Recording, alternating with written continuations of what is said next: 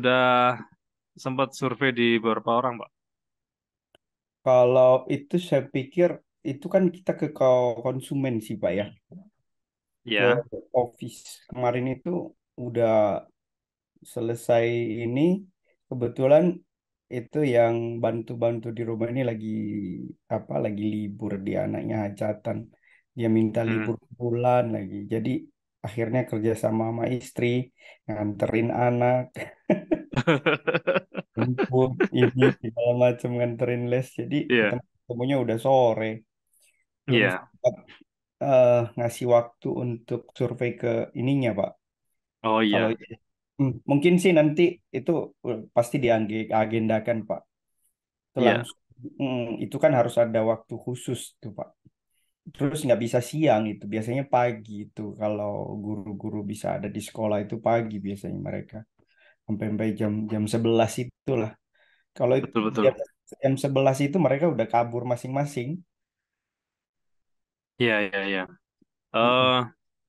nggak apa-apa, Pak. Yang penting diagendakan karena kita belum bisa mengenali brand kita itu kan.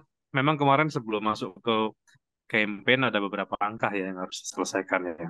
Mm-mm. Mm. Salah satunya adalah eh, apa namanya membuat ya visual identity. Dulu kami Mm-mm. bikin logo kampus digital itu kami dapat 6 alternatif ya. 6 alternatif logo. Mm-mm. Kemudian kita survei kecil-kecilan ke beberapa orang. Mm-mm. Kemudian ini termasuk logo yang sebetulnya kalau saya secara pribadi itu bukan pilihan utama saya. Yang logo kampus digital kalau Pak Dharma pernah lihat logonya, Mm-mm. yang ada lampunya, ada apa? Ya.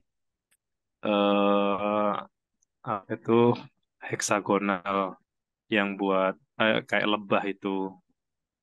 Mm-mm.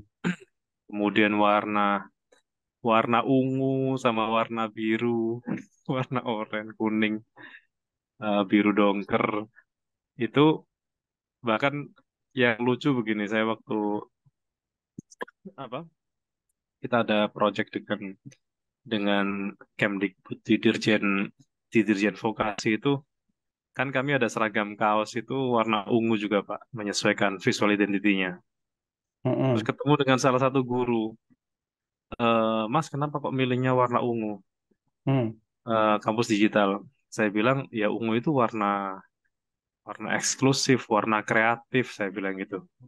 Tapi itu kan warna janda, Mas. Itu ya. Ya, ya, ya. Benar, benar.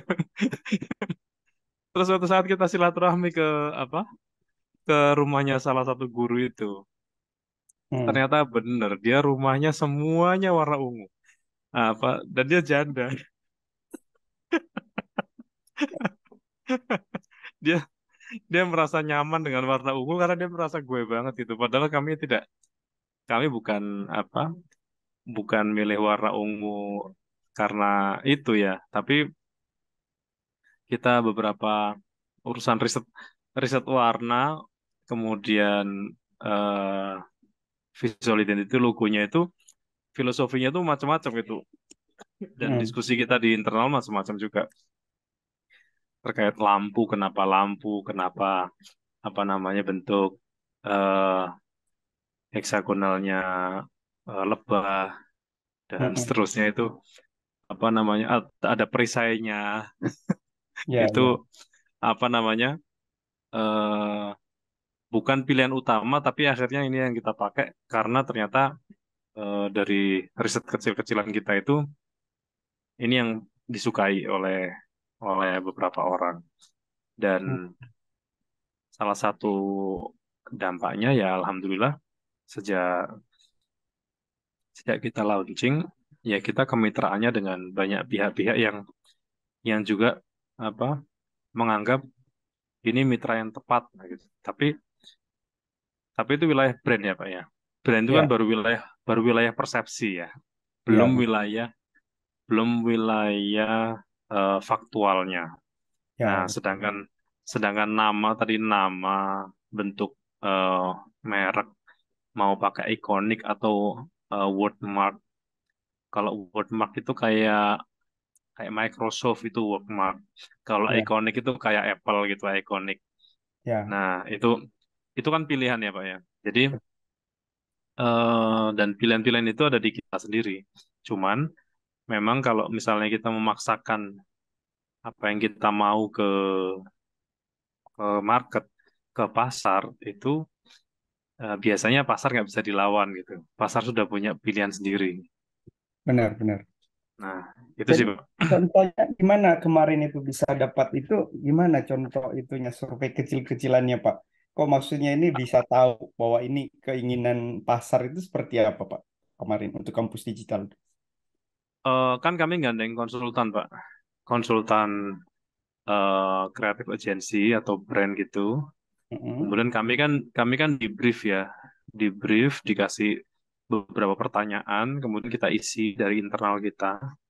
Habis mm-mm, itu mereka buatin alternatif nama sama logo. mm, Nah, nama dan logo ini kemudian diberikan ke kita ada 5 sampai 6. Habis itu kita dikasih waktu untuk memutuskan mau mana yang paling tertinggi sampai terendah. mm-mm, Nah, kemudian kita survei kecil-kecilan itu, kita ketemu orang, kalau lihat 5 logo ini, atau 5 nama ini, 5 brand ini, yang berhubungan dengan edukasi teknologi digital, mm-mm, menurutmu yang lebih apa tepat yang mana, lebih prefer yang mana gitu. Nanti dia mm. ngasih ranking 1 sampai 5, 1 sampai 5. Habis itu kita scoring, Pak. Kita scoring gitu. Ya, oke, Sederhana sih, cuma beberapa orang, nggak banyak gitu. oke. Paling paling nggak lebih dari 15 orang waktu itu. Cuman dari sisi apa pemilihan orang-orang yang kita survei itu memang apa ya kalau bahasa ilmiahnya mungkin purposive sampling ya. Jadi Mm. pemilihan sampling berbasis tujuan gitu. Ya, Artinya sasarannya itu eh, orang yang menjadi segmen kita. Segmen kita kan sebetulnya 18-24, Pak. Usia dari 18 sampai usia 18 sampai 24 ya, tahun gitu. Bahkan kebanyakan ke SMK atau mahasiswa. Karena pada dasarnya kan kampus digital itu tadinya memfasilitasi ya, pembelajaran teknologi teknologi digital dan sertifikasi untuk yang mau nyari kerja gitu. saya aja yang Ya, terjaring di luar.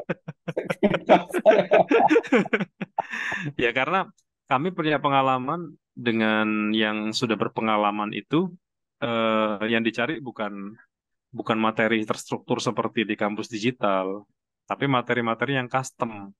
Karena buat kan kami pernah jadi pendamping UMKM Kak, Pak di 5 RKB. Mungkin kalau Pak Dharma pernah dengar nama RKB, RKB itu Rumah Kreatif BUMN. Mm-mm, Itu kayak ekosistem yang dibangun oleh BUMN untuk pembinaan UKM-UKM. Di kabupaten kota tertentu itu ada satu atau ada dua RKB.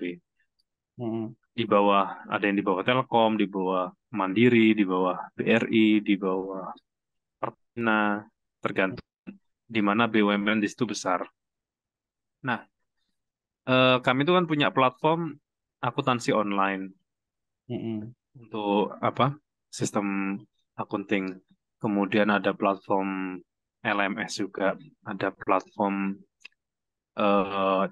CRM. Waktu itu kita bikin CRM namanya DigiCard. Nah, itu kan segmennya UKM-UKM. Nah, UKM-UKM ini kan betul-betul sudah menjalani proses bisnis itu dengan usia bisnis masing-masing. Ada yang baru memulai, ada yang 2 tahun, 5 tahun, 10 tahun, ada yang babak belur, ada yang nyungsep nggak bangun-bangun.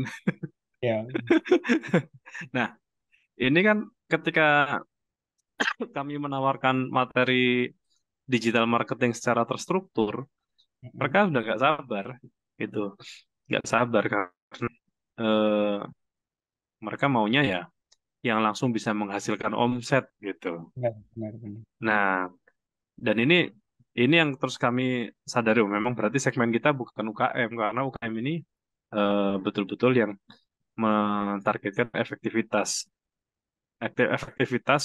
eh, program digital marketing.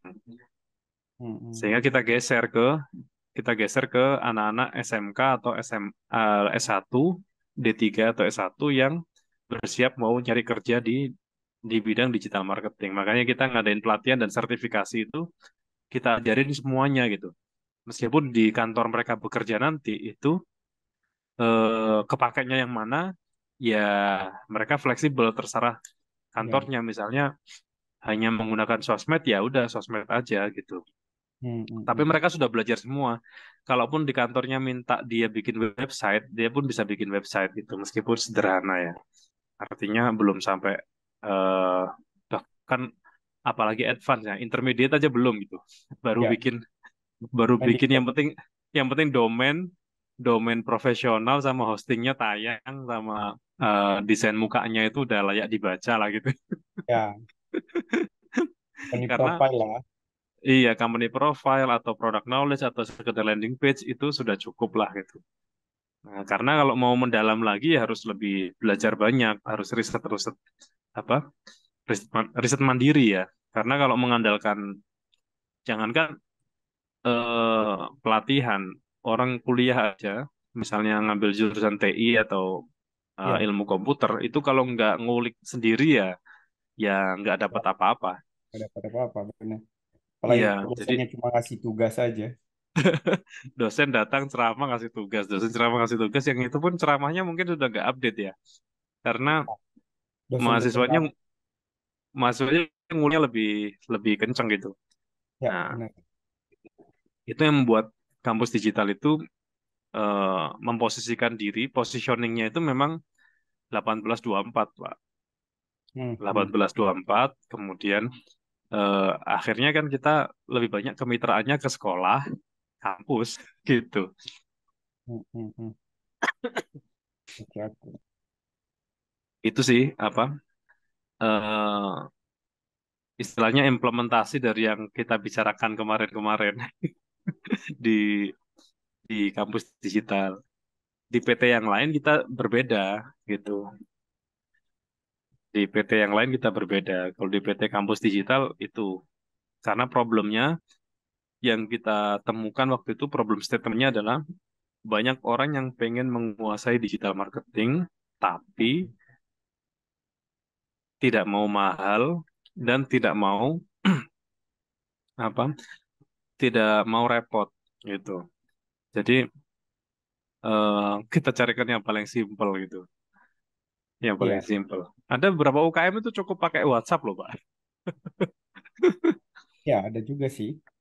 Tidak perlu mengandalkan yang Powerful lainnya. WhatsApp sebenarnya sih. Gimana?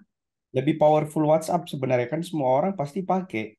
Iya, jadi waktu kita bahas di pertemuan kapan ya? Kayaknya pertemuan pertama ya tentang perilaku digital manusia di Indonesia. Ya, ya, Tertinggi kan tertinggi masih WhatsApp sosial medianya. benar. Sosial media masih WhatsApp sehingga ketika orang bicara digital marketing itu wajib punya website, punya sosmed, punya marketplace. Ternyata tidak wajib gitu. Karena mengandalkan WhatsApp aja sebetulnya powerful karena UKM kita banyak yang eh, berbasis domisili ya. Kayak misalnya Betul. toko kelontong atau eh, jasa barbershop atau yang lain. Nah, itu kan sebetulnya dia yang penting adalah merawat merawat customernya itu karena mereka punya siklus recurring itu. Apa ritualnya itu misalnya potong rambut ritualnya sebulan sekali. Hmm. Begitu mereka bikin program reminders reminder per tanggal berapa itu memastikan sehari apa barbershopnya penuh itu oke Ya, gitu. ya, ya. Benar, benar. Ya, oke. Oke, Pak. eh kita mau pertajam di bagian mana lagi, Pak, untuk di campaign nih, Pak? Campaign, kalau teknisnya mah cari sendiri paling-paling step-stepnya palingnya Pak ya. Iya, kalau step-step yang kemarin sempat kita Ya, kita bahas itu ya. Ya yang dari apa namanya? Sospek ya, dari sospek ke Ya, suspek ke pengeluaran. prospek ke customers Mm-mm. itu sebetulnya kan sama seperti konven, Pak. Tidak tidak digital pun sama melakukan seperti itu. Mm-mm, mm-mm. Jadi kalau apa? Bahasa digital itu suspek itu kan volume pencarian itu. Volume pencarian itu suspek sampai menjadi traffic. Traffic itu suspek. Nah, begitu apa namanya? Mulai mereka mengklik CTA-nya Mm-mm. baru menjadi apa? Dari cold cold menjadi warm prospect gitu. Begitu mereka Mm-mm. order langsung jadi customer. Ya, ya. Nah, di customer itu eh, target berikutnya adalah repeat order dengan menaikkan average pembelian sama number of transaction Mm-mm. gitu. Kemarin saya sempat nyinggung five ways ya Pak. Five apa Pak? Five ways. Five ways nggak Pak? Adanya rule of seven tuh yang ada Oh, angka-angka rule of itu. seven ya. Ya, Kalau yang five ways apa namanya? Sebentar saya carikan.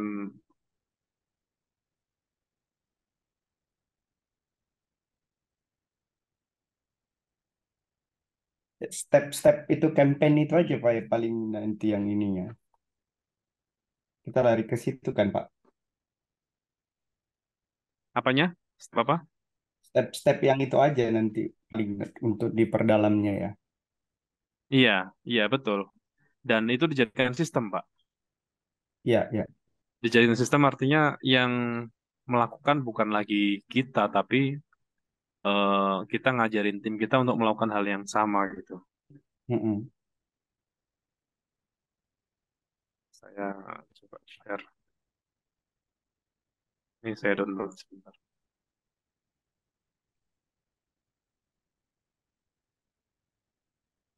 Hmm.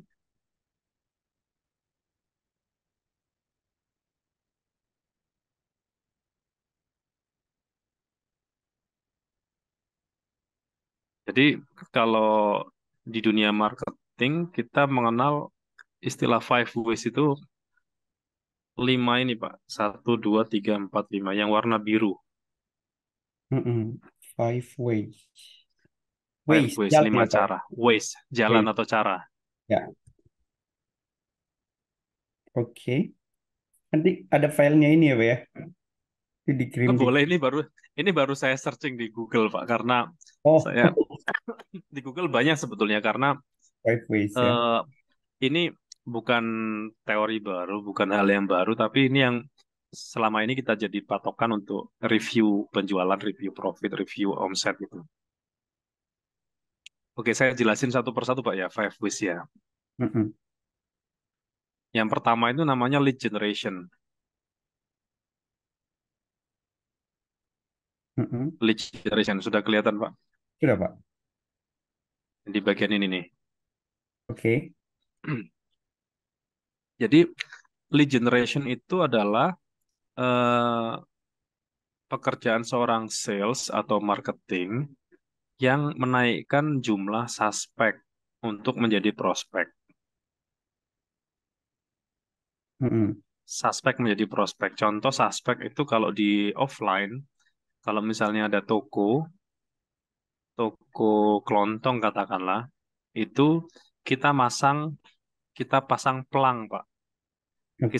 Kita pasang pelang itu berarti traffic yang tadinya itu orang yang apa lalu lalang di depan toko itu kan traffic ya.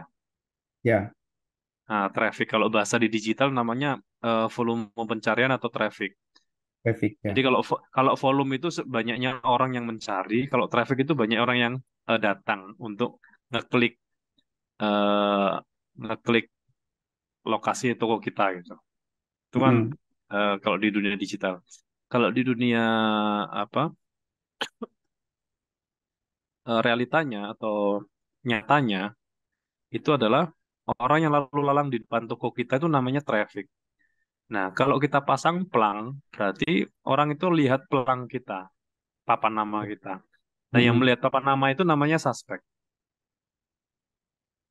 Oke, oke.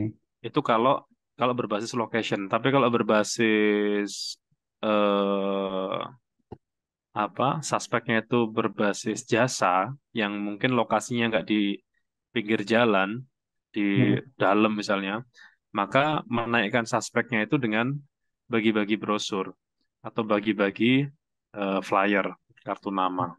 Mm-mm. Kartu nama, flyer, brosur dibagi-bagi, itu untuk menaikkan suspek. Nah, menjadi prospek kalau orang yang tadinya cuma lihat papan nama terus mampir. Mm-mm. Mm-mm. Mampir terus bertanya. Begitu pertanyaan pertama itu disebut prospek. Mm. Nah, tugas yang ketiga setelah menjadi prospek, memastikan yang mampir itu beli. Ya. Nah, kegiatan memastikan dari prospek ke customers itu namanya conversion rate. Mm-mm. Conversion rate ini rata-rata konversi atau tingkat konversi, bukan rata-rata. Tingkat konversi, tingkat perubahan dari prospek ke customers. Contoh sederhana ngitungnya begini, Pak. Saya tidak menggunakan angka yang di sini ya. Mm-mm. Contohnya begini, dari 10 orang yang datang, yang beli itu satu. Berarti Mm-mm. conversion rate-nya 10%, Pak. Mm-mm. Jadi Betul. dari 10 orang yang datang, yang beli satu. Berarti 10%. Kalau dari 10 orang yang datang, yang beli dua, berarti 20%. Mm-mm. Nah, conversion rate itu, apa namanya, membuat orang beralih dari prospek menjadi customer. Jadi Ya. kalau yang datang itu 1.000, conversion rate-nya 20%, berarti customer-nya 200. Ya. Nah, number of customers itu baru satu kali pembelian. Berarti Mm-mm. tugas marketing berikutnya adalah menaikkan jumlah transaksi. Dari beli sekali menjadi beli 4 kali. Oke. Nah, berarti dari sebulan sekali atau setahun sekali dijadikan sebulan 2 kali atau sebulan 3 kali. Itu namanya number of transaction. Mm-mm.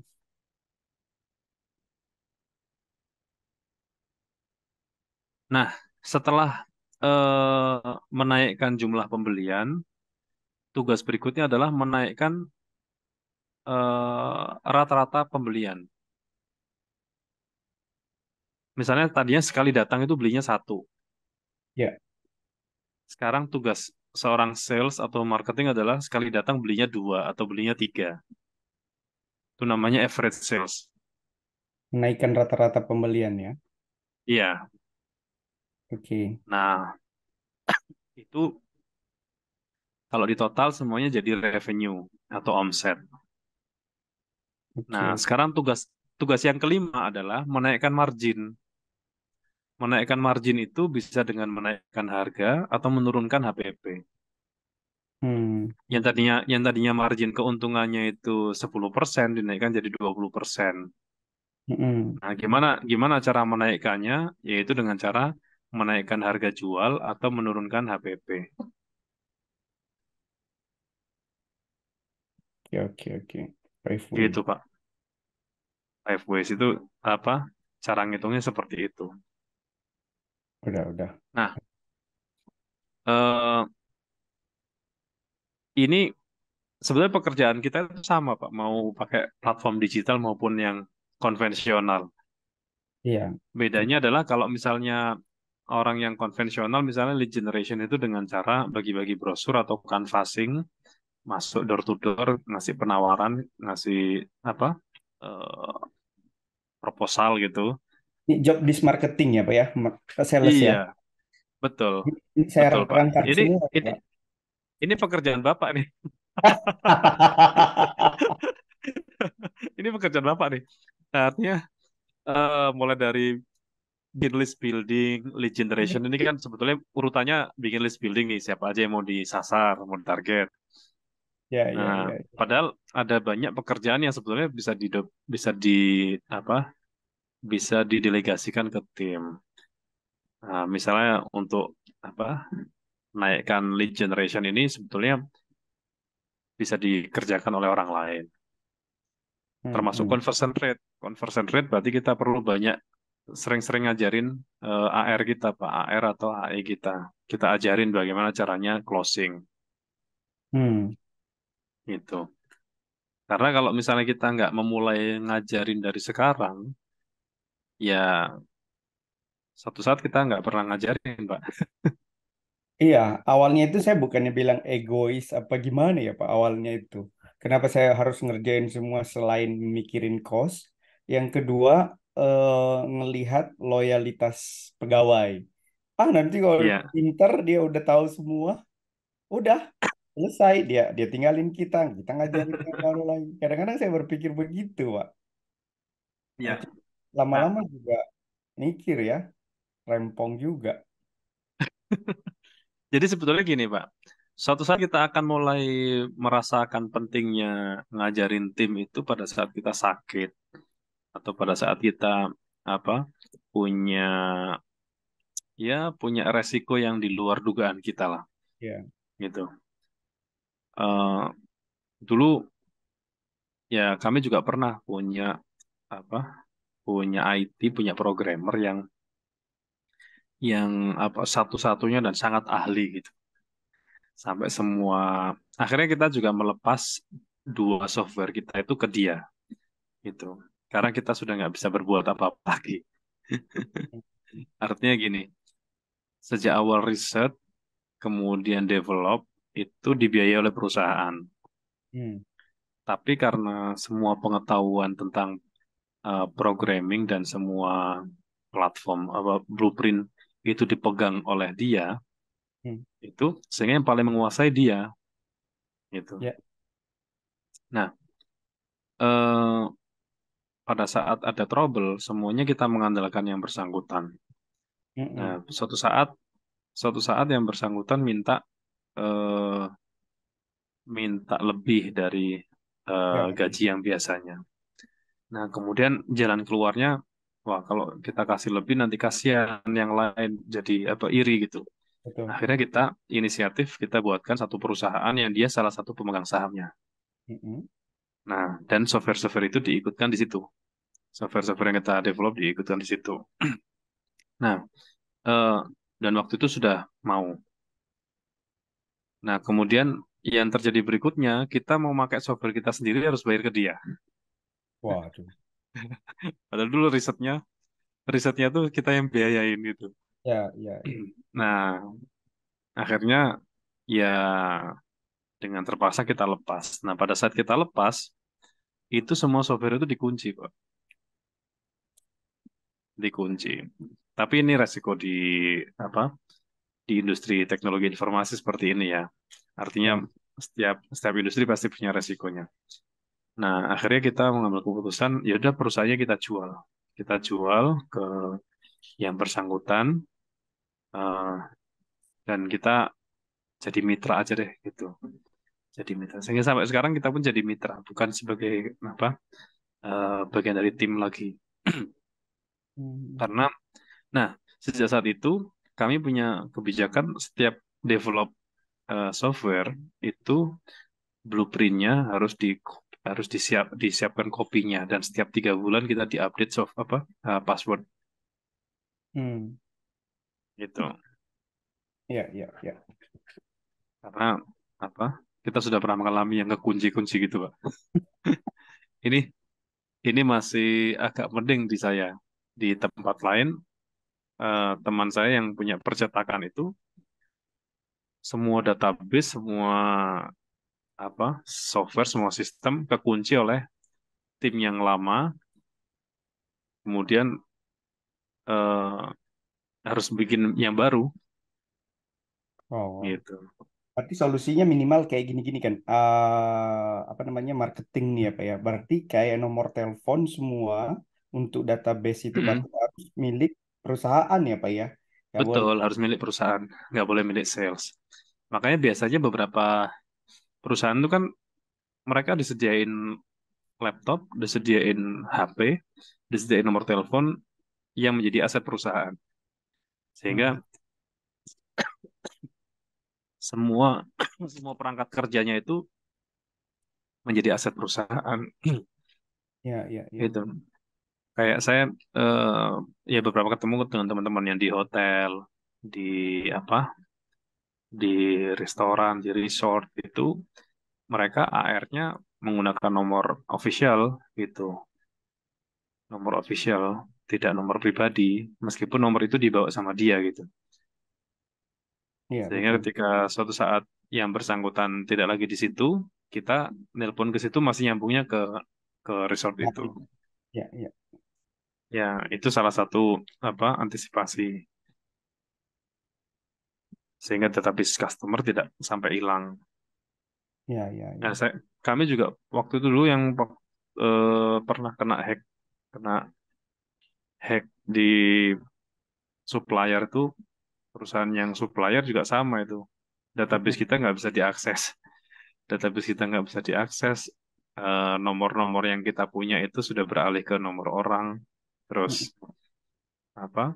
Gambar-gambar foto produk kita itu kalau diklik larinya ke kantornya orang, ke perusahaan orang lain. Mm-mm. Yang itu kalau di dunia digital itu hal yang biasa, Ya, hal yang ya, biasa. Gitu. Tinggal kita menyikapinya ini mau dilanjutkan ke ranah hukum atau udahlah kita close kita bikin lagi gitu. Karena ya, kalau nggak kami juga pernah mengalami yang jalur hukum itu istilahnya cuma dapat capeknya aja. Bahasa iya. Jawanya itu menang dadi awu, kalah dadi areng gitu. Kalah dadi awu, menang jadi arang gitu. Cuma menangin ego aja kalau udah begitu mah. Kalau dibilang untung mah Iya, kayak nggak adu untung tetap aja, adu kehebatan tetap aja. Oh, saya bisa. Padahal kalau dilihat hasilnya nggak ada, malah boncos nanti. boncos, duitnya tetap habis banyak gitu. Habis. Apalagi Kita kalau urusan-urusan hukum. Aduh. iya, kita dulu urusan hukum habis 600-an, 600-an juta. Cuma dapat cuma dapat selembar aja tuh, lembaran Makanya lembaran ini, kasus kasus selesai gitu. Lembarannya tulisan kasus selesai, ditutup. makanya kan ada saudara semua pada rata-rata hukum kan, Pak. Ipar-ipar Oh, ini. Hukum ada dua. saudaranya Pak Dharma. Ya, dari ipar aja ada dua Nah, orang. Terus yang lain kan memang mereka pada pegawai negeri kan semua. Di, iya. di aparat pemerintahan lah. Jadi mereka bilang, udah kamu ambil aja dulu sarjana hukum. Nanti kalau ada apa-apa kita bisa kolaborasi, jadi bikin satu tim kayak gitu. Nah ini bulan 10 ini stuck tuh Pak di Siber Muhammadiyah Jogja itu. Saya ngambil Oh hukum. gitu. Istimewa, istimewa. Saking longgarnya ya Pak. Saya pikir ya sudah lah kan itu juga PJJ Iya kan. ya. Ini anu apa? SH berarti ya. SH, Sarjana atau S2? SH, S1 SH, apa S2? SH. Oh Saya, S1 ya. saya kuliahnya D3 MI Pak, Manajemen Informatika. Oh iya iya. Jadi nggak nyambung, ya udah Nggak nyambung. Dan ini memang dari awal juga ya berarti ya. ya harus dari awal. Saya pikir ya sudahlah, Iya. ambil-ambil aja yang penting. Tapi ya planning sih ya mimpinya besar Pak Bangsa ke depan. Jadi nanti dengan Iya. catatan ini kalau udah didelegasi ke tim semua kan masih ada waktu kosong kan Pak. Jadi Iya betul. Memang benar akhirnya kita mengambil ini Pak. Mengambil wilayah yang tidak bisa didelegasi, tidak bisa diduplikasi. ya, Sepanjang bisa didelegasi, diduplikasi, kita segera keluarkan energi untuk itu, Pak. Kalau perlu ngajarinya all out gitu, sampai cara melayani, cara apa, eh, mendevelop, bahkan cara mendesain program atau produk tertentu kita ajarin semuanya gitu. Karena iya. pada akhirnya kita akan menemukan masa yang kita merasa semuanya sudah terlambat gitu. Artinya, iya, kenapa nggak ngajarin dari dulu ya gitu. Karena Iya. itu sebetulnya sifatnya sesuatu yang bisa diduplikasi dan kita nggak akan kehilangan gitu. Mm-mm. Nggak Mm. akan kehilangan. Artinya kita ngajarin itu kan nggak hilang sebetulnya ilmu kita. Betul, betul. Aset aset utama kita itu nggak hilang. Iya, Pak. Nah, Five Ways ini kalau kita otak-atik Pak setiap hari itu eh, buat kita orang marketing itu kayak selalu ada yang perlu dibenerin gitu.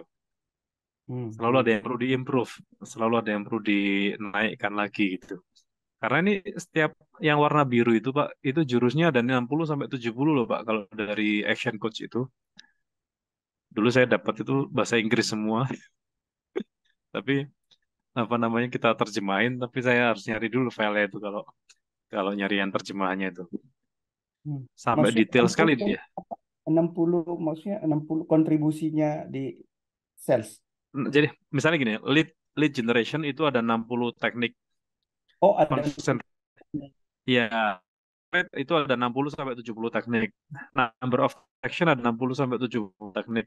Hmm. Average Di internet sales itu banyak itu ya, 60 Pak sampai ya. 70. Gimana? Di internet banyak itu ya, Pak ya. Mestinya, mestinya itu bukan sesuatu yang sulit dicari, tapi Hmm. eh, eh, pada dasarnya kan akhirnya kita mau memakai apa enggak, mau menggunakan apa enggak gitu aja. Mau Hmm. diimplementasi apa enggak gitu. Misalnya kita bikin kartu nama, Hmm. bikin seragam, Hmm. bikin jingle, jingle apa tuh? Jinglenya perusahaan tuh Pak. Kayak Pak Dharma tahu ini ya, kalau misalnya kita masuk di Indomaret, apa di Alfamart itu kan ada lagu-lagunya mereka gitu. Oke, oke. Oh, itu Atau eh, iya Mars. itu kayak Mars tapi ya kalau disebut Mars itu kan semangat ya. Ya, betul, betul. Ya, ini kayak ini aja kayak lagu Apa? lagu Akustik kayak bukan akustik, melodi-melodi gitu lah ya. ya nanti kan mereka biasanya kalau mau bikin konten-konten iklan itu pakai background jingle mereka dengan refnya itu. Misalnya Wis. belanja di Indomaret, murah dan hemat. Nah, itu apa tagline mereka diturunkan jadi visi, misi, core value semuanya dijadikan jingle. Nah, itu teman saya tuh spesialis bikin jingle-jingle gitu tuh. Wow, wow, wow. Gila. Semua Jadi bisa diambil ya, Pak ya. Ternyata ya. Ya jadi itu semua apa namanya? Mm-mm. Itu activation. Kalau di dunia brand itu namanya brand activation ya. Aktivasi brand.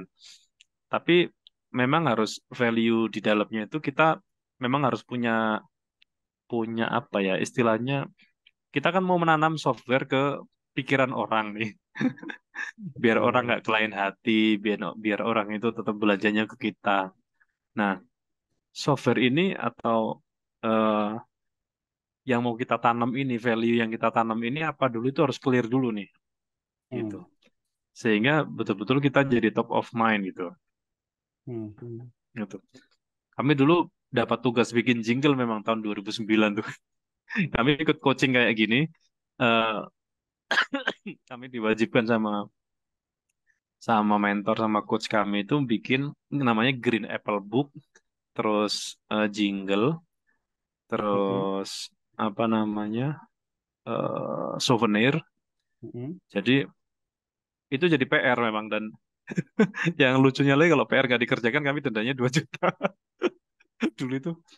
Kalau datang kumpul PR-nya belum jadi kita bayar 2 juta buat disedekahkan. Apa? Waduh. Iya jadi nggak dikasih nggak distorin ke mentor atau coach tapi kita laporan kalau kita sudah sedekah 2 juta gitu. Terserah mau sedekah kemana. Itu itu dulu kami punya grup grup coaching kayak gitu Pak. Nah, Hmm. Green Apple Book itu ini buku kecil, isinya Hmm. itu isinya itu company profile tapi diringkas gitu menjadi beberapa halaman yang itu setiap hari wajib dibaca oleh tim kita. Hmm. Hmm. Hmm. Itu untuk apa? Untuk aligning visi misi core value kita. Oh, iya.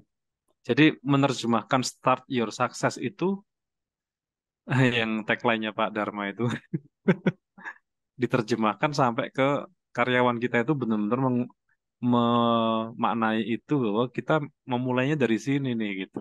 Apa sukses kita dari sini nih. Mhm. Itu yang kita ajarin pertama kan karyawan, Pak.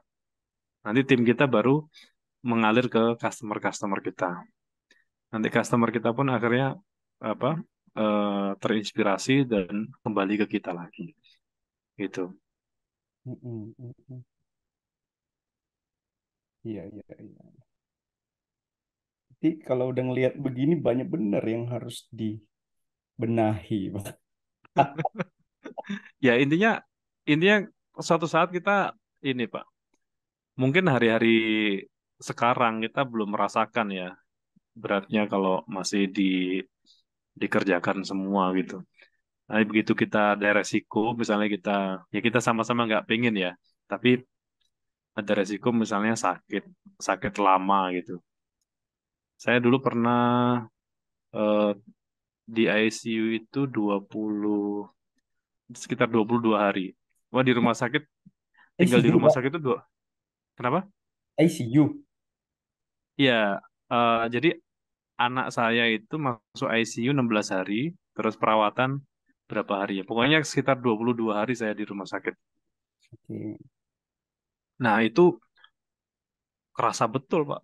Apa-apa yang, apa namanya, yang tadinya tersentral ke saya, itu sampai banyak tagihan yang belum terbayar, banyak yang apa, penjualan nggak jalan, gitu. Ya, ya, ya.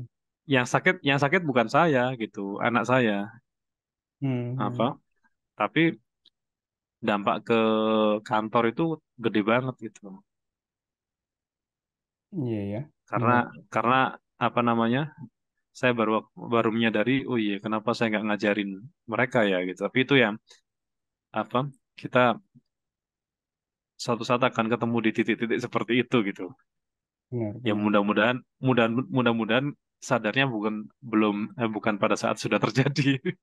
benar, benar. Iya, gitu. Berapa puluh juta waktu itu ada tagihan yang belum terbayar dan akhirnya baru terbayar setelah 4 bulan. Hmm. Iya, iya, iya. Tahun Benar. 2013 tahun 2013 tuh Pak 2014 karena mengandalkan saya gitu dealnya dengan saya nagihnya dengan saya kalau apa meeting ketemunya harus dengan saya sehingga apa namanya Nah, waktu itu itu jadi 2000, 2014-nya Bapak, 2023-nya saya. gitu jadi kan apalagi waktu itu mitra itu ganti orang Pak misalnya waktu itu gini kami itu jadi vendornya eh, BUMN, salah satu BUMN yang di bagian purchasingnya itu orangnya dimutasi gitu. Hmm. Orangnya dimutasi. Jadi yang nangani berikutnya itu bukan dia gitu. Orangnya sudah pindah bagian, pindah di bagian lain, di tempat yang lain. Otomatis kan tidak semudah, tidak secepat waktu orang yang sama gitu. Ya, ya, ya. Nah, tapi saya juga nggak bisa mendelegasikan ke siapapun karena yang tahu kondisinya saya, tinggal saya. Kalau saya menggantikan, saya harus nyari ganti di internal, otomatis lebih mumet lagi tuh, lebih bingung. Yang sana Ya, orang beda, di tempat saya orangnya beda gitu, pada bingung. Apa, ya, nggak nyambung. eh, stepnya tuh terlalu panjang gitu. Stepnya terlalu panjang. Jadi akhirnya terbayar 4 bulan Hmm. gitu. Ya mudah-mudahan sih Pak Dharma nggak sampai ngalamin begitu ya. Tapi Ya, akhirnya kami ya jadi sadarnya loh menyadari, Pak. Sadarnya. kenapa? Sadarnya ya di titik inilah. Nggak sampai Iya. kejadian seperti itu dulu, tapi udah sadar. Iya, mudah-mudahan begitu. Karena kita sama-sama nggak tahu nih di wilayah mana kita itu kan Kalau di dunia psikologi itu ada istilah arena. Arena itu berarti sisi terang ya, yang kita tahu situasinya dan mereka juga tahu situasinya, itu sisi terang. Ada sisi gelap yang kita nggak tahu, sana juga nggak tahu. Termasuk Hmm. kejadian-kejadian yang akan datang ini kan sesuatu yang buat kita ini kita sama-sama nggak tahu. Kita hanya punya rencana. Oh, tiba-tiba ada misalnya kayak kemarin di COVID. Siapa Hmm. yang bisa merencanakan COVID sudah bikin planning macam-macam pun batal semua gitu Ya. dengan adanya kejadian itu. Nah, itu level makro. Di level mikro ya di internal kita sendiri kadang bahkan misalnya pas tim kita sakit juga kita mikir Pak, wah selama ini berarti terlalu tersentral ke satu orang itu misalnya. Sehingga kalau misalnya tersentral ke situ, kita akan kesulitan juga kalau mau melanjutkan pekerjaan hanya tersentral. Sehingga Ya. kami membuat kami membuat keputusan manajemen itu gini. Prinsip manajemen di kami, semua orang itu penting, tapi semua orang harus bisa digantikan. Itu. Ini jadi prinsip di kami. Semua orang itu penting, tapi semua orang harus bisa digantikan, Mm-mm. termasuk saya. Termasuk saya harus ada yang bisa menggantikan saya, gitu. Ya. Karena kalau misalnya sampai ada wilayah yang nggak bisa digantikan, pasti ada sesuatu yang nggak bisa berjalan. Ya. Nah, satu-satunya yang nggak bisa digantikan yang ngurusin keluarga. Benar. Nah, jadi fokus fokus kita kalau dengan keluarga memang itu harus kita gitu. Tapi kalau untuk urusan bisnis, urusan pekerjaan harus ada yang bisa menggantikan. Betul, betul. Karena value kita kan apa eh, keluarga itu number one klien gitu.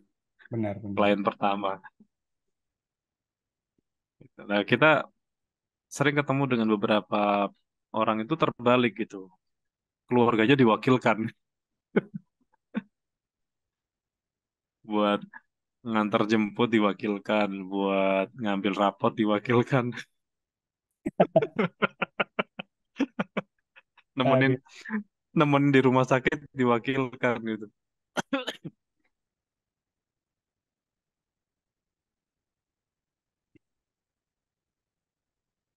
Itu sih Pak. Ini mungkin wilayah pilihan ya. Artinya pilihan kita bisa berbeda, tapi itu wilayah pilihan. Mm-mm.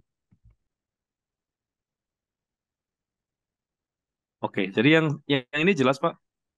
Jelas, Yang jelas. five ways jelas ya. Ya. Nanti Ini diucap kalau lagi. iya, ini banyak kok.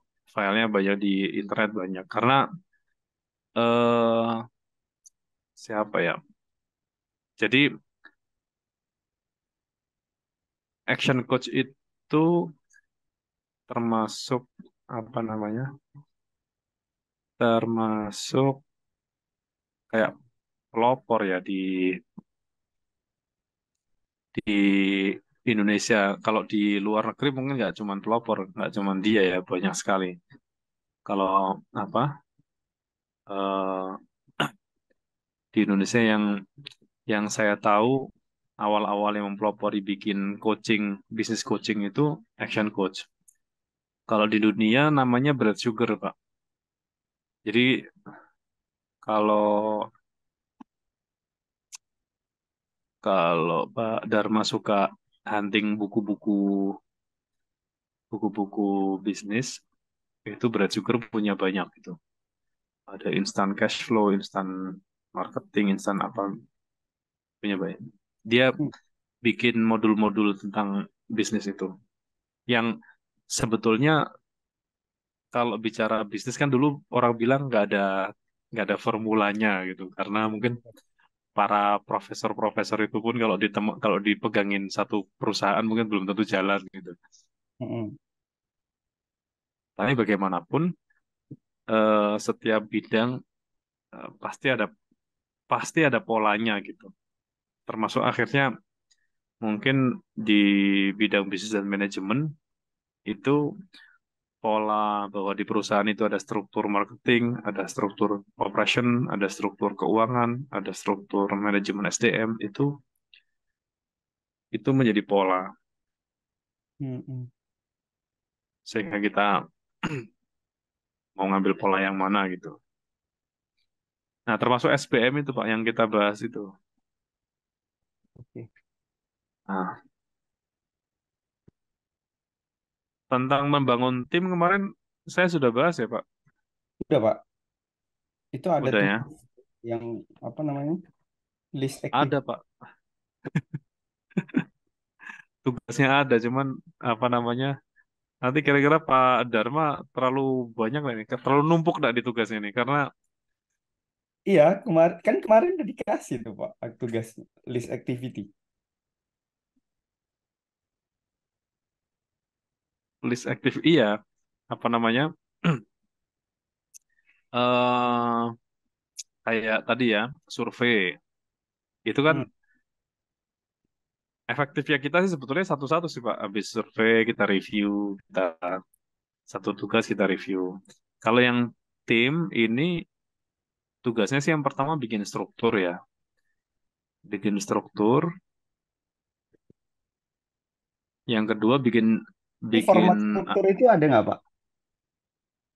nggak ada Pak. Formatnya nggak ada. Mau pakai horizontal atau vertikal boleh. Tapi umumnya menggunakan vertikal. Artinya struktur tertinggi itu paling atas. Ini nanti waktu belajar di SH kayaknya diajarin Pak. Oh gitu. Di Fakultas Hukum itu diajarin cara menggunakan nomenklatur organisasi. Oh gitu. Jadi, tapi itu kalau peminatannya di ini ya, di hukum, aduh, ilmu hukum ketatanegaraan kayaknya. Oh di situ. Kan kan hukum itu nanti peminatannya ada macam-macam Pak, ada kenotariatan, ada Dan tata nggak negara, sama pidana itu ya, Pak, ya? ya ada apa hukum acara. Hmm, Kalau hmm, mau jadi pengacara ya di hukum acara itu. Kalau yang jadi hmm, notaris ya kenotariatan. hmm, hmm. Kalau mau masuk ke birokrat apa kayak di hakim itu ada sendiri, jaksa sendiri. Ini dia sih lebih fokus ke ini, Pak. Saya lihat kemarin di itu pembelajaran self learning dan online learning dengan konsentrasi pada kajian hukum bisnis dan ekonomi. Oh iya, nah hukum bisnis juga ada. Itu kan Hmm, kalau di S1 itu kan maksudnya kategori peminatan. Kalau di ah, S2, kalau di S2 nanti maksudnya spesialisnya. hmm, Jadi apa? Tinggal Pak Dharma mau ngambil profesi yang di mana gitu. hmm, hmm, hmm. Kalau mau ngambil jadi profesinya Pak, karena kami terlibat dengan aparat hukum itu banyak. Artinya kita pernah urusan dengan hakim, jaksa, pengacara, polisi, notaris, Hmm. terus apa? Konsultan bisnis yang untuk ini apa itu sebetulnya masuknya di jasa penilai sih, tapi penilai bisnis itu kan juga ada ranah hukumnya, jasa penilai yang untuk valuasi saham itu loh Pak. Hmm, hmm, hmm. Kalau perusahaan mau IPO itu kan atau ya kalau saham mau IPO itu sahamnya divaluasi dulu sama jasa appraisal. Oh gitu. Nah, kalau properti misalnya Pak Dharma mau beli, itu kan biasanya pihak bank gandeng jasa penilai Spesial. appraisal. Jadi appraisal itu kan jasa sendiri, itu kan profesi sendiri Pak. Ya. Hmm, Ada ada kursusnya sendiri. Tidak wajib kuliah sih. Kalau perkuliahannya kalau nggak salah baru ada di UGM yang appraisal itu. Apa ekonomi pembangunan tapi apa namanya untuk operasional. Nah itu peminatan. Nah, cuman saya nggak tahu kalau tadi yang rencana Pak Dharma bikin konsultan hukum yang di mana nih? Di bagian mana? Nggak konsultan hukum sih. Kalau saya maksudnya ini ke depannya kalau apa namanya bisnis sudah besar, jadi kita itu Iya. di iniin lah Pak, nggak dikerja-kerjain, kayak gitu aja sih. Kadang-kadang kan Oh, begitu, kadang ya tahu sendiri ya. lah negara kita. Oh Ah, iya, iya, betul. pasal itu bisa bisa diperjualbelikan lah, bisa Pasalnya, diperkok. pasalnya karet ya. Iya. Jadi semua ada Iya, pasal-pasalnya. Jadi setidaknya kalau kita udah tahu kan jadi ini ya, kita nggak bisa dipermainkan itu aja sih.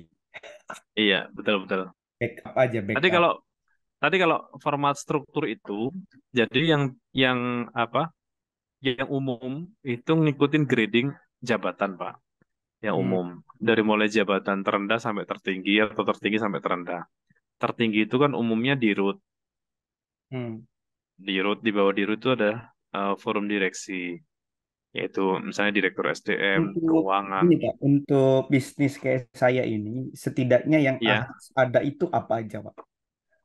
Oh, kalau yang harus ada ya empat empat departemen ya, Ya, satu, marketing, marketing, dua finance, produksi, produksi. finance ya, finance, produksi, kemudian SDM. Nah, tapi SDM ini biasanya dirangkap oleh direktur, Contohnya apa nih Pak, SDM ini? mulai dari rekrut, Oke. eh, personalia, HRD ke person, maksudnya. HR ya, HR. Jadi kepersonaliaan, Pak, mulai dari absensi, lembur, Oh, penggajian, payroll, pendaftaran ke BPJS, kemudian hmm. ke apa tuh? Ya, ya, ya, ya. Selain Pokoknya HRD lah ya, petugas HRD ya, iya Bu. HRD betul, tapi HR itu umumnya Mm-mm. rasionya itu 1%, Pak. Maksudnya gimana, Pak? Jadi kalau karyawannya 100, HR-nya satu orang. Oh, Nah, kalau karyawan Bapak kan belum ada 100. ya, Jadi HR itu bisa dirangkap Bapak sendiri. oke, kalau sedikit ya. Karena sedikit, betul. Nah, justru itu. Kalau yang HR, jadi semua departemen tadi, empat tadi Mm-mm. itu kalau misalnya size kita masih kecil, mungkin empat-empatnya kita kerjain sendiri. Kita Oke. akan mulai, kita akan mulai menduplikasi atau me, apa ya, me, mengkader ya, mengkader tim kita Hmm. itu pada saat kita sudah kewalahan di bidang tertentu. Ya. Misalnya Pak Dharma sudah mulai kewalahan di urusan marketing. Berarti di Hmm. bagian marketing inilah yang mulai disiapkan tim untuk diduplikasi. Hmm. Kalau misalnya kewalahan di bagian produksi, berarti produksi yang diduplikasi. Yang di Hmm. bagian keuangan, berarti di keuangan yang diduplikasi. Sampai masing-masing punya orang gitu. Kalau Hmm. sudah punya orang, berarti fokus kita di strategiknya. Oke, oke. Di strategik itu berarti kita menemukan cara-cara baru, membangun cara-cara baru, menemukan pasar baru misalnya. Misalnya, suatu saat ada report bahwa pasar kita sudah terlalu jenuh. Ya. Mungkin pernah dengar istilah seperti ini ya, pasarnya jenuh gitu. Nah, fungsi Bapak sebagai mau disebut direktur utama atau direktur atau GM itu sesuai dengan kebijakan perusahaan ya. Hmm. Umumnya kan urutan gradingnya itu dari prastaff, staff, supervisor atau leader, kemudian Mm-mm. manager, general manager, direktur, direktur utama. Nah, itu yang di struktur. Kalau yang non struktural ada komisaris. Komisaris biasanya sebagai pengawasnya direktur. Mm-mm. Nah, itu struktur yang sudah umum. Kalau tadi Bapak bicara format, yaitu formatnya seperti itu. Oke. Tapi urusan ketersediaan struktur dan SDM-nya itu menyesuaikan eh, situasi dan size bisnisnya gitu. Karena ada beberapa pebisnis tertentu yang karakteristiknya itu adalah dia sebagai produsen, ada yang dia sebagai distributor aja. Mm-mm. ada yang dia sebagai eh, manajemen. Jadi kayak kayak hotel, kalau nggak salah nih Ciputra, Hotel Ciputra itu hospitality manajemennya itu Swiss Bell Hotel. Mm-mm. Jadi antara pemilik properti dengan pengelola itu perusahaan yang berbeda. Ya, ya, ya. Bahkan rumah sakit, banyak rumah sakit yang operatornya itu bukan pemilik rumah sakit. Jadi pemilik rumah sakit hanya bangun gedung sampai izinnya keluar. Begitu izinnya keluar, operatornya perusahaan lain, perusahaan yang berbeda. Ya, ya, ya. Nah, otomatis ini kan secara secara konsep manajemen berbeda, Pak. Pasti. Gitu. Misalnya Bapak di apa papan tulis itu kan kategorinya manufaktur, Ya. ya, karena produksi dari bahan sampai jadi. Mm-mm. Tapi di APAR mungkin Pak Dharma hanya sebagai distributor atau agen, Mm-mm. karena tabung belanja, terus isi juga belanja, ya kan? Ya, Hanya jasa pengisian gitu, kayak kayak jadi agen aja gitu, kayak bahasa betul. apa di Pertamina ya agen gitu. Nah, Betul. kemudian di plafon mungkin juga Sama ya. agen, Ya. agen ya.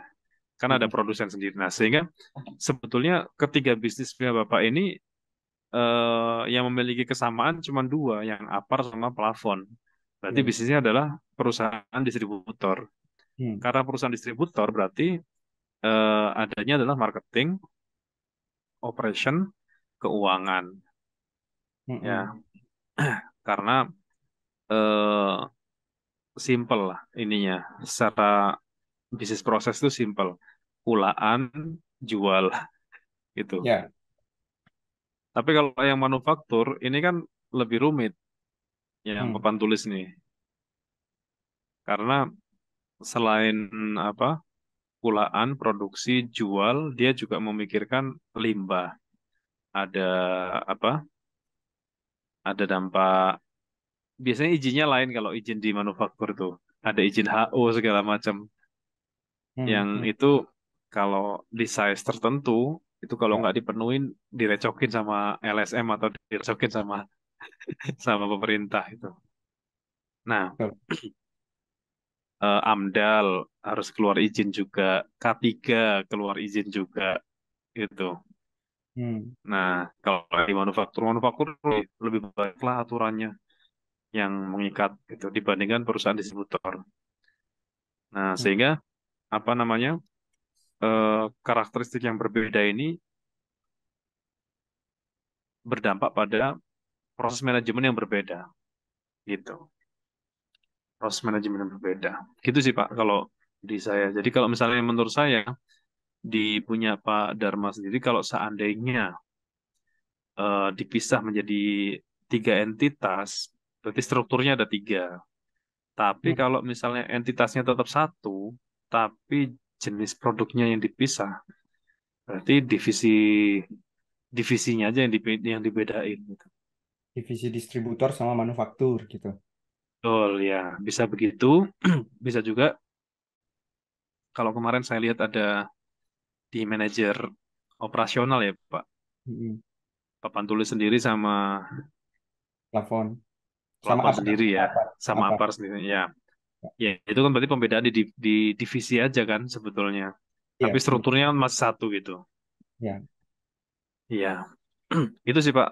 Empat departemen itu wajib ada, meskipun orangnya ada yang rangkep gitu. Oke, oke. Nah, karena orang yang rangkep, mestinya benefitnya juga rangkep gitu. Hmm. Misalnya Pak Dharma selain jadi marketing juga jadi HR, juga Mm-mm. jadi keuangan. Berarti kan ada struktur gaji yang berbeda. Pak Dharma punya tiga gaji. Hmm. Nah, suatu saat ketika rekrut orang di situ, maka bagian gaji itulah yang dikasih ke dia gitu. Hmm. Hmm.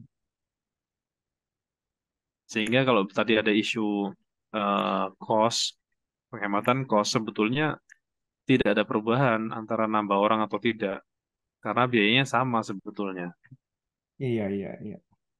Selama ini mungkin nggak kelihatan karena kita nggak ngambil gaji di pekerjaan itu gitu. Iya, kita ngambil Jadi untungnya.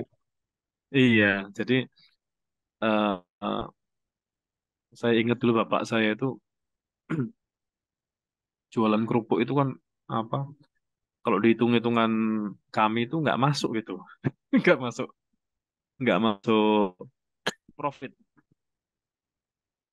Hmm. Tapi kenyataannya kerupuk itu berdiri dari tahun 70 sampai hari ini masih jalan dan hasilnya bisa nyekolahin anak-anaknya bapak sampai pada kuliah gitu, sampai pendidikan tinggi gitu. Itu kita nggak nggak habis pikir itu cara ngitungnya gimana gitu. Karena hitungan berarti itu yang salah hitungan kami gitu. Nah, dalam bahasa manajemen, ya mungkin bapak nggak ngambil gaji, tapi keuntungan diambil semua gitu.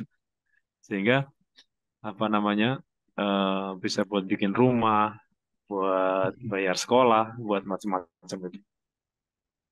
Nah, tapi kalau seandainya bapak diambilkan struktur gaji, nggak ngambil untung, ini kan ada perbedaan antara bapak sebagai pengelola bisnis, bapak sebagai pemilik bisnis, dibedain, mungkin ketahuan nih, yang selama ini dimakan itu uang gaji apa uang keuntungan gitu. Iya, iya, iya. Ya, uang dividen apa uang gaji gitu. Benar-benar. Hmm. Nah, tapi kalau misalnya kita tidak memisahkan itu antara dividen dan gaji, nanti kita juga akan bingung pada saat pembagian pas mau suksesi. Suksesi itu misalnya kita mau nyari pengganti kita. Itu dia ngambil pos berapa ya gitu. Hmm. Tuh Hmm. kita apa sulit kan karena tadi nggak nggak di nggak diperjelas di awal gitu mana gaji mana keuntungan. Bahkan ada beberapa UKM itu rekeningnya sama Pak, rekening pribadi yang dibuat belanja sama buat kantor. Ini sih nanti udah Nggak di, dibedain, Pak. Udah ada rekening PT ini. iya iya iya memang mestinya dibedain kan. Jadi Hmm. ketahuan kalaupun misalnya secara pribadi kita pinjam uang ke PT, ya ada ininya, ada transaksinya, transaksi pinjaman, nanti Kalau dibalikin kayak gitu. di plafon itu udah berlaku sih, Pak. Kalau itu saya Iya, benar-benar ambil duit di sana itu benar-benar tinggal ininya dividen gitu. Karena saya nggak terlibat iya, juga, ya udah saya nggak dapat gaji di situ. iya. Hmm. Jadi kan beberapa orang itu nggak bisa bedain mana gaji, mana dividen. Karena nggak tahu. Bahkan Kalau untuk dividen kita bisa ngambil itu berapa banyak, Pak? sebetulnya kesepakatannya ada di RUPS sih, Pak. Kalau kalau pemegang sahamnya banyak ya. Kalau Kalau kalau pemegang tinggal, Pak. kalau tunggal ya diputusin sendiri aja, Pak. Apa? Dibuat dibuat kebijakan sendiri mau 30%, mau 50%, mau Maksimal. 80%. Kalau kami kan biasanya 30% tuh dikembalikan ke perusahaan untuk pengembangan. Hmm. Jadi yang dibagi ke pemegang saham 70%. Hmm. Hmm.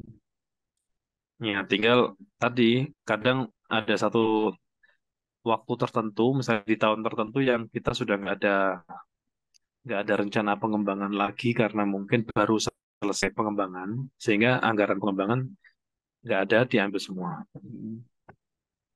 Itu ada yang dividen dibagi kembali ke karyawan, sebagian dibagi kembali ke karyawan untuk sebagai bonus.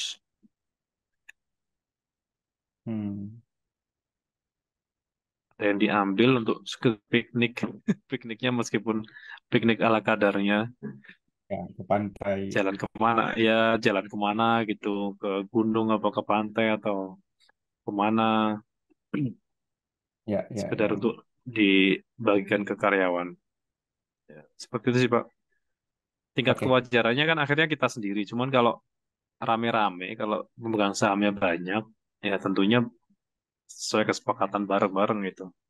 Ya, Karena ya. kalau nggak disepakati berbahaya itu.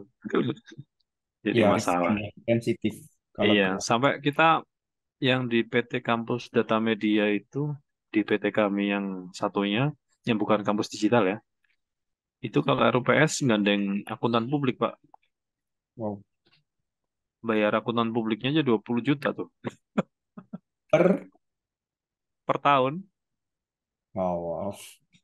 Per tahun kita untuk mereka, tugas dia kan sebetulnya cuma ngasih opini, Pak. Ya, Ngasih opini bahwa laporan keuangan tahunannya ini sudah masuk kategori wajar tanpa kecuali. ya, Nah, ada yang apa? Kan WTP ada wajar tapi dengan catatan atau apa gitu itu opini. Jadi sebetulnya yang diinginkan pemegang saham cuma minta kata-kata itu aja tuh. Kalimat itu tuh. Tapi kalimat ya. itu harganya 20 juta itu paling murah. Ya, tapi kan ada prosesnya loh, Pak. Ya kan Iya cerita. dia kan kan dia ngaudit dulu, ngaudit semua transaksi gitu. Itu. Jadi ya kalau masih tunggal sih aman Pak. Mau ngambil kebijakan berapapun sah. Problemnya ini kan Yang penting sah tidak sahnya deh. presidennya ya, Pak ya, jangan diambil modalnya ya. Iya betul. Kan ada beberapa temen itu begitu memulai bisnis karena nggak tahu bedanya dividen dan gaji, semuanya dimakan gitu. Dan apa? Akhirnya pada saat mau pengembangan kesulitan karena selama ini nggak dialokasikan. Tuh. Saya ini misalnya kan Pak, kan belum ada tuh, nggak jelas lah, belum jelas yang dividen nama ini. Berarti harus di reset, di reset, maksudnya reset mulai dari nol maksudnya ya Pak ya. Jadi alokasi pencatatan dan modalnya berapa gitu, kayak gitu paling ya Pak ya. Iya, betul Pak, Modal betul. ya. Saya sarankan dilakukan Pak, karena mungkin suatu saat pada saat ya mungkin gini Pak, hari ini kan Pak Dharma mungkin masih fully bisnis ya. Hmm. Suatu saat mungkin Pak Dharma jadi tokoh nasional gitu. Guys, gila. Entah jadi bupati apa wali Dukung. kota Kan dengan apa mendukung. ya. Iya, tiba-tiba ada yang mempermasalahkan masa lalunya Pak Dharma gitu. Hmm. Misalnya pernah melakukan suatu kegiatan usaha tanpa izin, Hmm. terus diobok-obok di wilayah itu. Nah, apa? Kalau kita punya dokumennya itu enak, Pak. Kita memaparkan ini loh situasi keuangan saya gitu. Hmm. Saya waktu diundang sama Disnaker tahun 2020 sama 2021, eh 2021 dan 2022. Hmm. 2020 nggak ada masalah pada saat sebentar, 2002. 2020 kami diundang, 2021 mereka datang datang ke kantor. Gara-gara ada yang laporan eh, pembagian THR, Pak. Jadi kami waktu itu karyawan 106 atau 110 gitu karyawan kami. Hmm. Itu kan awal pandemi itu, Pak. Apa namanya? Diundang sama Disnaker Jateng, tingkat Hmm. provinsi. Kita datang, datang terus, wah cerita macam-macam. Intinya kita tuh dianggap perusahaan eh, bersalah lah gitu. Hmm. Kemudian kami paparkan datanya, ini loh, kami itu situasi keuangannya seperti ini. Ini sebelum pandemi, ini pada saat pandemi, ini situasi keuangan kami posisi seperti ini. Kira-kira eh, yang harus bayar kami atau ibu gitu. Kepalanya ibu-ibu itu. Ya Hmm. kalau ibu mau bayarin mereka silakan. Saya sangat berterima kasih. Mestinya saya bilang mestinya negara bersyukur kami itu punya karyawan segini, mereka pada kuliah, bisa kuliah darinya SMK bisa kuliah dengan ini dengan bergabung di kami gitu. Nah, ini kan kesulitan yang di luar dugaan kami, saya bilang gitu. Hmm. Nah,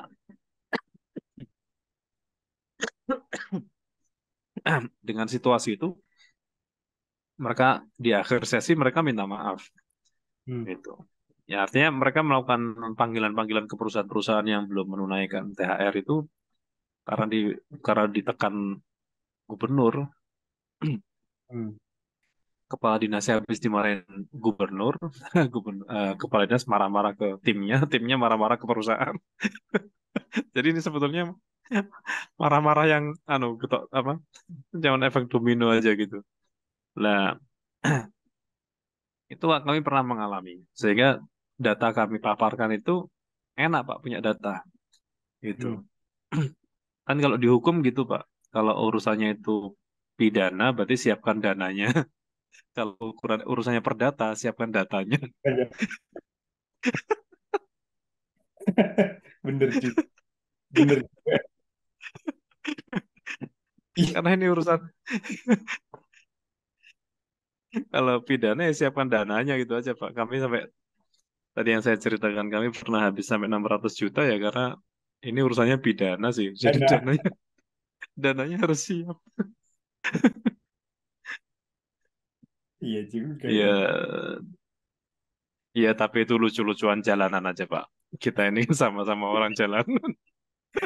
Pak, itu bicara ke Disnaker itu Pak. Ini kan otomatis kan ini baru keluar PT ini. Hubungannya gimana tuh Pak ya? Jadi kita harus benar-benar memenuhi kewajiban hak-haknya karyawan itu seperti apa Pak efek lebih bagusnya Pak? Biasanya sih di Snaker ngasih pembinaan juga sih Pak. Kayak ngadain pelatihan tentang susu. Mm-mm. Pernah dengar susu nggak Pak? Enggak. Struk struktur upah, skala upah. Ah, Kan tentang pengupahan kan mereka suka ngasih pelatihan ke pengusaha-pengusaha yang punya karyawan. Biasanya yang berangkat HR-nya sih.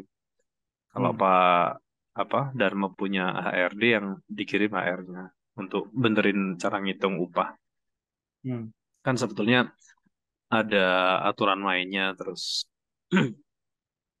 ya punya ini, punya aturan main yang perlu diikutin. Setiap kabupaten kota punya kebijakan sendiri. Tapi menurut saya sepanjang apa ya, misalnya PT-nya Pak Dharma kan sebenarnya begitu PT keluar itu kan kayak pernyataan kita untuk taat dan patuh hukum negara gitu betul. dalam berusaha. Nah, yang penting di internal komunikasi lancar aja Pak, nggak perlu nggak nyampe di sana. Saya kan waktu itu kejadian karena ada karyawan saya yang lapor Pak.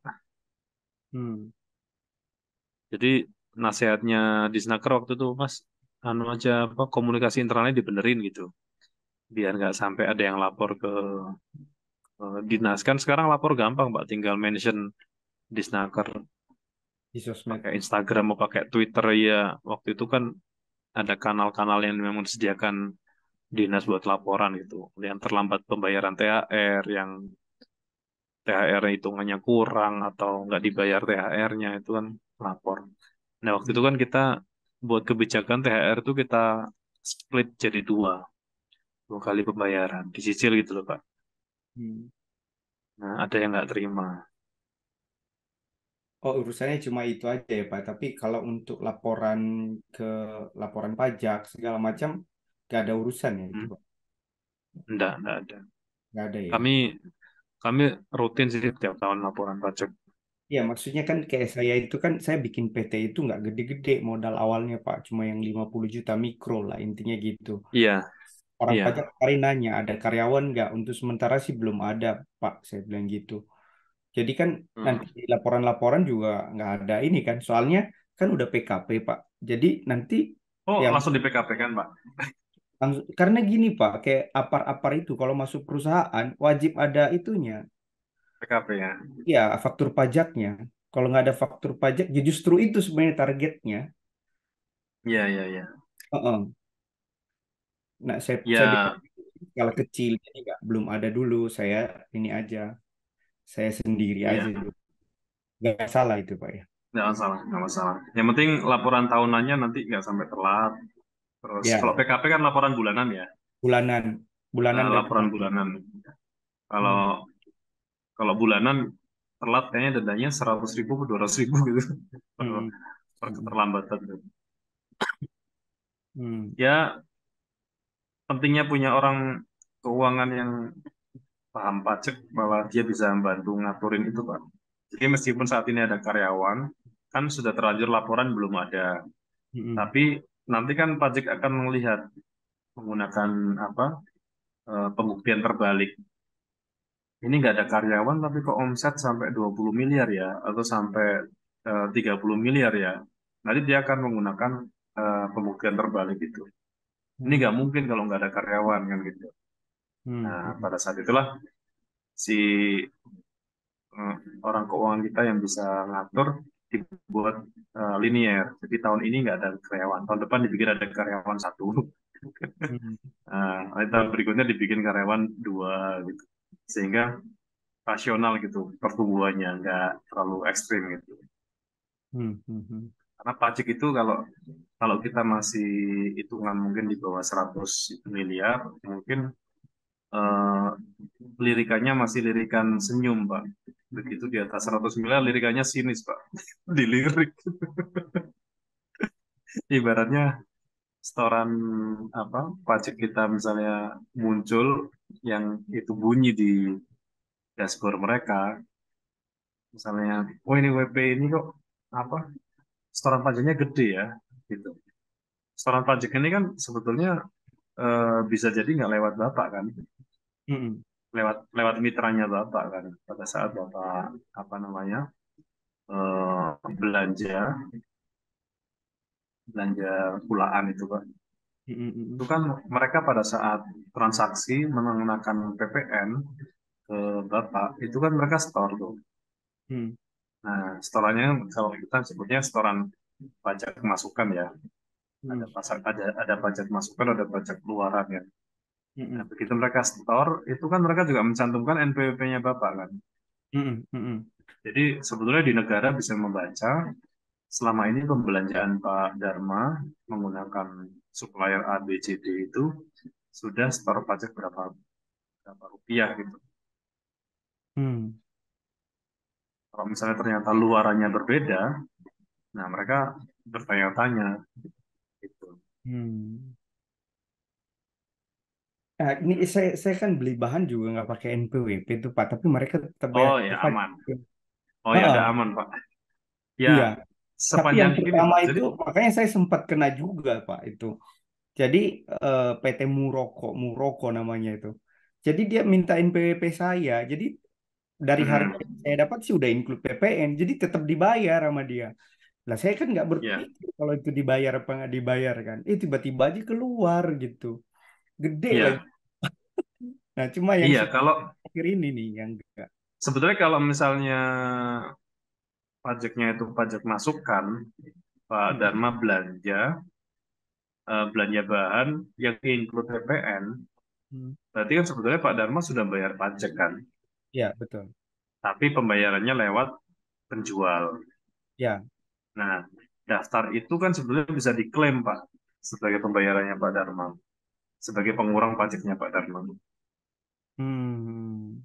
Seharusnya ya. Makanya seharusnya kalau kami dulu kami minta bukti setor Pak. Kami pernah apa? Jadi apa ya istilahnya itu? Jadi kita kita bahkan kita pernah jadi vendor, kita dibayar, tapi exclude pajak. Jadi Hmm. pajaknya yang bayar dari pihak pemberi kerja Oke oke yang ya. bayar karena memang jadi vendor itu syaratnya non PKP gitu. Kita pakai PT yang non PKP. Hmm. Nah, setelah selesai kita minta bukti store mereka, Pak. Gitu. Sehingga kalau sewaktu-waktu kita diperiksa pajak, kita kasih bukti store itu bahwa pajak yang itu transaksi kita bersama mereka sudah dibayarkan, tidak lagi dikasihkan ke kita. Hmm. Oh, jadi Itu sih bagus Pak. Nih. begitu Pak ya. Soalnya gini Pak, selama ini kan kayak kita ini kan belum belum belum terdaftar lah ya, cuma home industry UMKM kecil aja kan, cuma begitu begitu aja kita jual pun tanpa pajak gitu loh. Nah, berarti kalau berikutnya ini kan manufaktur ya Pak ya. Saya beli Iya, bahan beda dengan saya beli triplek sama beli paku kan beda-beda tuh. Nah, iya, terus yang ini kan kebetulan perusahaan besar yang beli bahan utama ini yang triplek-triplek itu kan Pak. Dia tetap bayar pajak. iya, Setiap kali saya beli itu iya, include PPN. Nah, kalau misalnya iya, saya manfaatkan itu sebagai saya sudah bayar pajak dan kemudian saya jual hmm, lagi nanti ke toko atau ke konsumen, iya. saya pungut pajak lagi apa nggak usah itu Pak? Sebetulnya waktu Bapak jual ke toko, itu kan mungut pajak. Tinggal pajaknya itu mau dibayarkan siapa? Dibayarkan pihak penjual atau Ini pembeli? sama ini nggak pakai pajak Pak, nggak pakai pajak. Iya, kan sebetulnya kita nggak mencantumkan, Pak. Tapi begitu Bapak terdaftar jadi PKP, itu Hmm. kan dianggap include pajak, Pak. Hmm, hmm, Jadi hmm. harga yang dijualkan Bapak itu meskipun itu bukan nggak termasuk pajak, tapi harga jual itu sudah otomatis include pajak gitu. Dan harus kita setor. Betul, itu menjadi apa jatahnya negara. Jadi setiap kali keluar kop perusahaan itu, PT itu terjual Ya, sekalipun mereka nggak bayar pajak, berarti sudah include pajak ya Pak ya. include pajak, betul. Kecuali kalau Include kita pajak, pakai brand yang lain ya Pak, perusahaan yang lain ya, yang non PKP gitu. betul, betul, yang non PKP atau perorangan gitu. Makanya biasanya kalau jual belinya itu swastanan, swastanan itu berarti sesama pemain swasta yang tidak Hmm, hmm, hmm. berurusan dengan pemerintah, kadang kan ada yang menggunakan tadi bawah tangan istilahnya ya. Hmm. Oke gitu ya Pak ya. Ya, cuman ya kembali ke ini tadi Pak, apa? Biasanya di pajak itu kan punya AR ya, Hmm, hmm, punya account representatif yang menjadi apa? Tempat kita bisa konsultasi gitu. hmm, hmm, Nah, itu eh, biasanya AR nanti ngasih saran Pak, gitu. hmm, Yang penting yang penting baik-baik aja sama AR-nya ini. Karena hmm, apa? Dia ngasih saran cara jalan keluar di bisnis kita gitu. hmm, hmm. Tapi nggak tahu nih, mungkin kembali ke AR-nya kali ya. Tapi setahu saya AR itu diajari, dididik untuk intinya membantu para WP itu untuk tertib pajak gitu. Tertib pajak ini bukan berarti terus otomatis semuanya wajib di store atau apa gitu, enggak, bukan. Tapi mana yang masuk kategori apa penerimaan negara yang wajib di store, mana yang bukan itu bisa ketahuan gitu. Hmm, hmm. Gitu ya Pak ya. Oh mungkin kalau urusan Ya. lebih baik ke AR-nya langsung kali Pak ya. Itu itu kalau kalau mau, cuman kadang-kadang kan AR itu sambil mancing-mancing gitu, mancing-mancing kayak zaman tax amnesty itu loh Pak. Ya, ya, ya, ya. Itu kan cuman suruh cerita aja kan, punya aset di mana aja gitu. Ya, Nah, mungkin pada saat itu cerita memang tidak dikejar pajaknya, tapi tahun berikutnya dikejar pajaknya karena banyak aset yang tidak didaftarkan, jadi ketahuan hmm, gitu. benar-benar. Apa? Nah, makanya ada yang AR itu memang pada saat bantu kita itu sambil mancing-mancing, mancing untuk kita cerita aset-aset yang lain gitu. Hmm, Jadi di wilayah ini mungkin kita diamankan, tapi di wilayah lain kita dicerat gitu. hmm, hmm. Teman saya kemarin sempat ada yang kena itu gara-gara ikut tax amnesty. Iya, lumayan sih. Kan apa sebelumnya nggak laporan kalau punya A B C D aset-aset di tempat-tempat lain Hmm. gitu, ikut tax amnesty kan suruh cerita aja gitu, ada Iya. aset tanah di sini tanah di sana, pakai nama siapa, tapi kan jadi ketahuan semua itu. Hmm, benar-benar. Iya, ya. Soalnya tadinya gini, Pak. Saya pajak itu saya pikir untuk yang kegiatan-kegiatan itu aja yang pengadaan APAR, dia minta faktur pajak kayak gitu-gitu. Jadi papan tulis kan untuk sementara kan cuma jual-jual biasa aja. Itu ngefek nggak ya Pak ya kalau misalnya digituin aja? Maksudnya ada dampak ke depannya nggak nanti? Eh, menurut saya tetap nanti kalau bisa ada yang menerbitkan faktur, ada yang nggak perlu menerbitkan faktur. Kayak ini Pak, kayak papan tulisnya maksudnya Pak. Iya, Soalnya gini, satu, saya daftarin PT itu di rumah saya gitu loh. Jadi ah, nggak ada kegiatan produksi apa-apa, nggak ada yang tahu gitu loh. iya, iya. Saya bilang saya cuma selama ini saya makelar apar, perdagangan umum. Gitu aja Pak. Jadi Heeh. yang didaftarin yang based on project aja, yang bukan manufakturnya. Ya bener. Ya, yang Tapi manufakturnya nggak usah dikasih tahu. iya, Cuman kalau kalau Pak Dharma diajak ngobrol dipancing-pancing nanti cerita karyawan sekian sekian tuh ya, bocor semua biasanya. ya. Yang penting Ya intinya khusus bertahan cek aja. bertahan aja di ini PT perorangan. Saya cuma makelar di sini sini sini sini gitu dulu. Mm, mm. Nanti kalau laporan keuangan sudah rapi, biasanya kita bedain laporan keuangan yang buat pajak sendiri, buat yang Ya, real sendiri.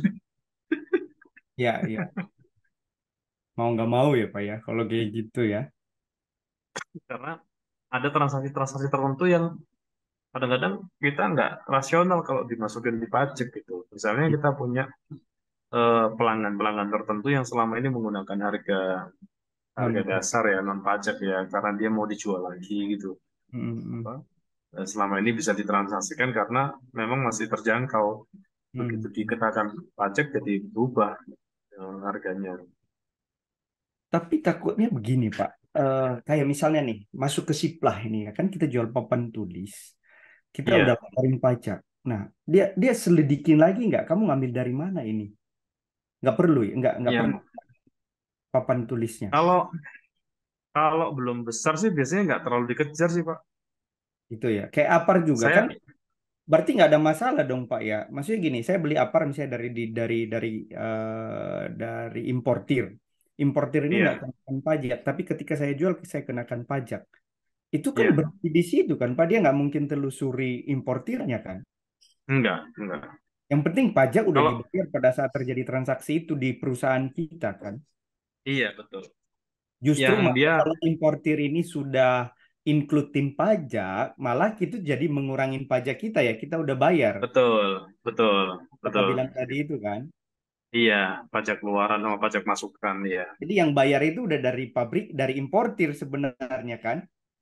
Mm-mm. Nah, Betul. artinya Tapi kan seperti ada selisih. Misalnya nih, katakanlah ini Bapak belanja 25.000, pajaknya 11% kan. ya dari Jatuhnya dua kan puluh lima misalnya ribu. Saya jual lima puluh dari ribu. 25 dijual 50.000 kan, jatuhnya 11% 50.000 kan. Nanti Oke, jadi selisih itu. pada saat 11 mau bayar 11% yang dari 50.000 itu dikurangi 11% Yang dari dua puluh dari lima dua puluh ribu. lima ribu. Oke, Ya, oke. sehingga tinggal bayar selisihnya aja gitu. Ya, itu kalau kita ambil kalau importir udah includein PPN. Tapi kalau Ya, misalnya kembali ke case papan tulis kan nggak ada dari manufaktur kan dia dia jual ke kita sebagai distributor. Anggap aja PT ini distributor kan ya. Kan iya, iya. dia nggak mengeluarkan pajak kan, nggak include pajak. Iya, Nah, pada saat kita jual kita bayar murni pajak dari yang kita jual, yang kita laporkan di PT. iya, Dia nggak mau telusurin dari mana papan tulis itu kan, Pak.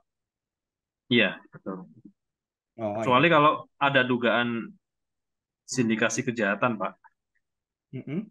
Itu ditelusur semua sampai akar-akarnya. Oh, misalnya bagi-bagi kue itu ke kepala sekolah apa segala macam udah periksa penanganan KPK gitu ya. Ya, misalnya kepala sekolah kena kasus korupsi pengadaan. Kemudian Enggak. eh, itu bisa bisa nggeret, narik semua itu. Uh, Bisa narik semua. Tapi wah. pernah itu punya temen direktur Politeknik Mm-mm. di penjara, direktur Politekniknya di penjara, Mm. vendornya itu alumni Politeknik juga di penjara. Jadi apa namanya geret semua karena memang pembelanjaan uang negaranya dianggap ada manipulasi. ada manipulasinya di situ. Tapi urusan urusan dianggap sama enggak itu kan urusan hukum, Pak. Itu wilayah wilayah karet juga tuh. Kadang-kadang Ya yang itu bikin tadi. yang bikin masalah itu misalnya kompetitor si direktur. Artinya yang jadi calon direktur nggak jadi direktur terus sakit hati gitu kan terus Dia gimana tahu caranya celah.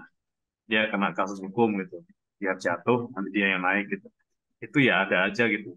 Artinya belum tentu kejahatan itu betul-betul dilakukan tapi dipersepsi seakan-akan itu memang sebuah kejahatan gitu. Dibikin skenario membuat itu seakan-akan kejahatan. Mhm. Kalau infonya dulu tuh yang disampaikan sebetulnya proses tender, proses lelangnya itu sudah sesuai prosedur semua, tapi nggak tahu ada nilai nilai berapa yang dianggap di markup atau gimana, dianggap pembeliannya tidak wajar, akhirnya diusut, diaudit, ternyata memang ada temuan, ada celah yang lain yang ketahuan, terus akhirnya semua tuh. Mhm. Itu, tapi itu kan case-case yang mungkin di luar kontrol kita ya, karena kita itu mau berbuat berbuat baik kayak apapun juga yang sakit hati ya banyak, apalagi berbuat buruk itu. Benar, benar. Jadi udah ngeri-ngeri sedap juga sih. Ya, ya apa namanya tidak harus itu juga Pak. Maksudnya itu resiko, tapi resiko-resiko yang mungkin sebagiannya bisa kita kontrol lah. Mhm. Tidak harus gara-gara itu terus kita nggak jadi lanjut itu loh Pak. Kalau kalau kita lihat semua begitu jadi masalah, kita nggak jadi lanjut kemana-mana dong. Iya Kita mau benar. ngapain? Waduh, ini nggak bisa. Wah, Ya malah dan nggak salah satu kemana-mana. penyebab sebelumnya juga itu sih. Saya berpikir ke sana itu. Ya tapi mudah-mudahan lah. Makanya juga Iya, ngambil hukum lagi. iya. Nanti nanti ketemu di jalan kok Pak. Ya, ya, Artinya ya. kita jalani, nanti ketemu di jalan, oh ada yang perlu dibenerin yang bagian ini. Makanya Mhm. tadi eh, kan sebenarnya salah satu diskusi kita ini dalam rangka itu ya, kita tetap fokus pada solusi, fokus pada perbaikan-perbaikan, improvement. Nah, Hmm. biar apa? Antisipasi yang tidak kita inginkan tuh bisa kita lakukan sejak awal gitu, nggak nunggu kejadian gitu. Betul, betul. Baik, mungkin begitu Pak Dharma Oke, Pak. untuk pertemuan hari ini. Semoga ada manfaatnya. Dan, Pak. Nanti PR-nya dikerjakan dulu, baru kita bisa Betul ya, Pak. review. Iya, Oke, siap. oke. Yang Baik, mungkin yang gitu itu dulu ya, ya, Pak. Pak. Yang ini ya, survei Ya, kemarin itu ya. survei, betul, Yang survei. itu Kalau ya. yang SDM sih, kalau yang SDM mungkin mulai dari buat struktur dulu, Pak. Oke, Nanti, oke. nanti setelah buat struktur, baru bikin namanya analisis jabatan. Mm-mm. Oke. Siap, Pak. Oke, Pak Dharma, gitu. Saya Baik. izin live Zoom dulu. Selamat Siap. siang. Selamat siang. Thank you, Pak Riz. Ya.